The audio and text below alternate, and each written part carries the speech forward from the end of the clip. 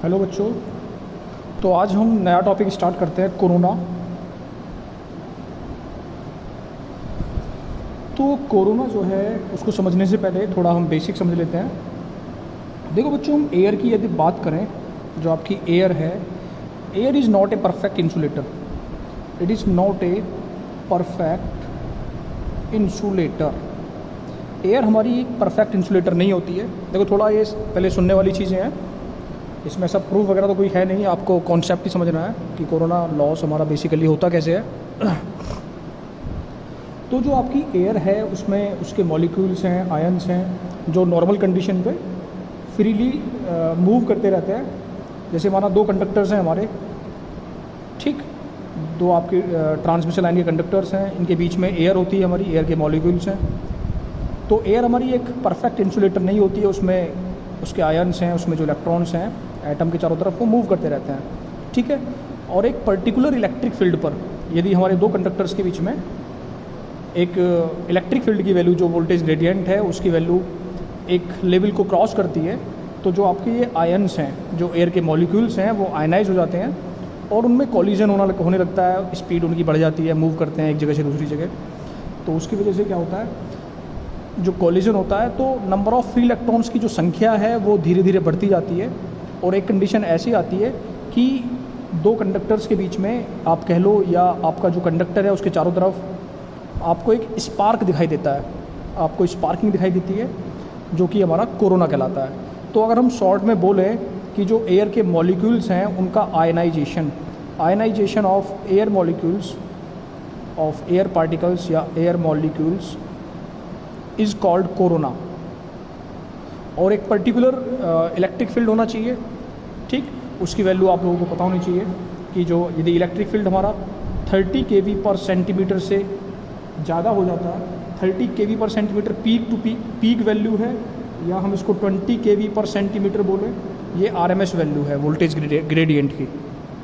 इससे वैल्यू यदि बढ़ जाती है तो उस केस में आपके जो एयर मॉलिक्यूल्स हैं वो आयनाइज हो जाते हैं और आपको कोरोना जो है वो एक स्पार्क के फॉर्म में दिखाई देता है। और यदि हम इसको आगे थोड़ा इसको समझें तो आपको एक वायलेट कलर में भी आपने कभी फील किया होगा, देखा होगा, जैसे बरसात का मौसम होता है तो जो आपके ट्रांसमिशन लाइन के जो कंडक्टर्स होते हैं उनके चारों तरफ आपको एक वायलेट, एक बैंगनी कलर की लाइट दिखाई देगी। वो भी एक्चुअली इफेक्ट है कोरोना का। या आप कह लें कि एक हिसिंग साउंड आपने सुना भी होगा, आपको आवाज़ भी आती है जब आप एक हाई ट्रांसमिशन लाइन के नीचे से होके जाते हैं तो आपको साउंड सुनाई देता है, वो भी एक कोरोना का हमारा इफ़ेक्ट होता है बच्चों। और कोरोना के केस में ओजोन गैस भी प्रोड्यूस होती है, ओजोन गैस रिलीज़ होती है। तो ये दो तीन चीज़ें, इंपॉर्टेंट चीज़ें हैं जो आपको पता होना चाहिए यदि आपके एग्ज़ाम में कोरोना से लेकर कोई क्वेश्चन आता है, ठीक है। तो इसमें थोड़ा आगे बढ़ते हैं हम लोग। मैंने माना दो कंडक्टर्स हैं आपके, ठीक, और इसको आप ऐसे बना सकते हैं कि एक कंडक्टर है ए, एक कंडक्टर बी है, और ये कंडक्टर जो है इसकी रेडियस आर है। ये आर रेडियस के आपके कंडक्टर्स हैं, जो रेडियाई है आर है, इनके बीच की जो डिस्टेंस है वो डी है, और जो वोल्टेज ग्रेडियंट इनके बीच में बन रहा है वो जी मान लेते हैं हम। क्या मान लेते हैं? जी kV पर सेंटीमीटर। जी क्या है बच्चों? वोल्टेज ग्रेडियंट या इलेक्ट्रिक फील्ड, kV पर सेंटीमीटर। तो इस केस में हम थोड़ा आगे बढ़ें तो एक वोल्टेज होता है जिसको बोलते हैं क्रिटिकल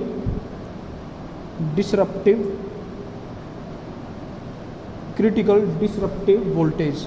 इसको हम रिप्रेजेंट करते हैं बच्चों VC से रिप्रेजेंट करते हैं हम इसको। किससे रिप्रेजेंट करते हैं? VC। तो ये वो वोल्टेज है, this is a voltage at which corona is just initiated. मतलब ये वोल्टेज वो है जिस वोल्टेज पर आपका कोरोना एकदम से शुरू हुआ होता है। इस वोल्टेज पर हमारा कोरोना, जो कोरोना आपने अभी समझा है, उसकी शुरुआत होती है। तो ये वोल्टेज हमारा कहलाता है क्रिटिकल डिसरप्टिव वोल्टेज, ठीक है। इस वोल्टेज पर हमें कोरोना जो है वो एक दिखाई नहीं देगा। बेसिकली आपको जो मैंने बताया था अभी, एक बैंगनी कलर की लाइट दिखाई देती है, स्पार्क दिखाई देता है, वो दिखाई नहीं देता है, केवल आपका यहाँ से शुरुआत है कोरोना। तो इस वोल्टेज को अगर मैं मैथमेटिकली लिखूँ, इसकी वैल्यू क्या होती है, तो it is represented by VC and it is equal to VC equals to m0 into G। ये फॉर्मूला आपको याद रखना है, इंटू R इंटू डेल्टा, आगे ln D/R। इतनी वैल्यू, इतने वोल्ट है ये, इतने पीक टू पीक वैल्यू है ये। इसको हम एम्पिरिकल फार्मूला बोलते हैं, जो कि आपका एक्सपेरिमेंटल वे से निकाला गया है। इसमें आपको ये सारी चीज़ें याद रखनी है। जी मैंने आपको बताया है, ये डाइलेक्ट्रिक स्ट्रेंथ ऑफ एयर कह लो या वोल्टेज ग्रेडियंट कह लो एयर का, ठीक है।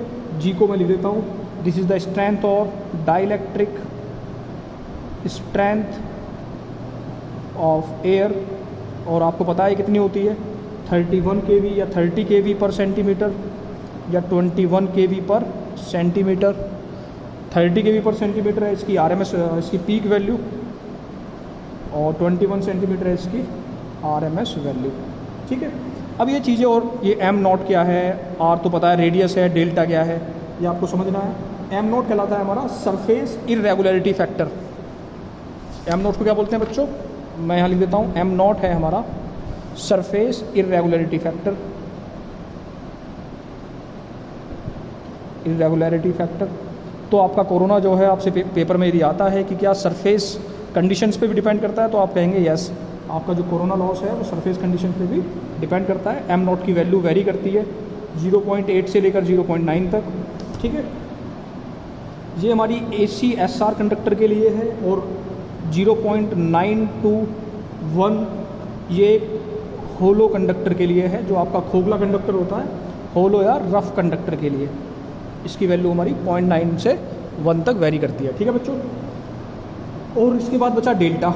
डेल्टा क्या है हमारा, इसको बोलते हैं हम air density factor, air density factor. और इसका फॉर्मूला है डेल्टा का, एक अलग फॉर्मूला है, इसको आप याद रखेंगे। Delta equals to 3.92 B/273 + T, जहाँ B होता है हमारा barometric pressure of air in centimetre of Hg। ये बैरोमेट्रिक प्रेशर है एयर का, B याद रखेंगे। T हमारा टेम्परेचर है डिग्री सेल्सियस में, और डिग्री सेल्सियस को केल्विन में कन्वर्ट करने के लिए 273 से ऐड कर दिया है, ठीक है।